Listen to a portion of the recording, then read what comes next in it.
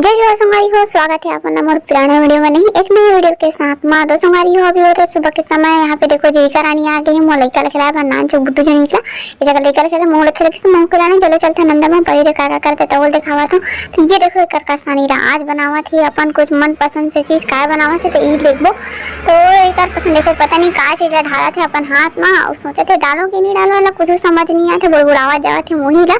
और हाथ में मसला थे जैसे मकुला मसलते नहीं तीसने तब मकू मसला तैसे लागते और ये बन गया और सब्जी है एकदम टेस्टी टेस्टी तो दिखा थे मोले का मुड़ी खा जो आगे रखे एक मुड़ी में जुआ हो गई है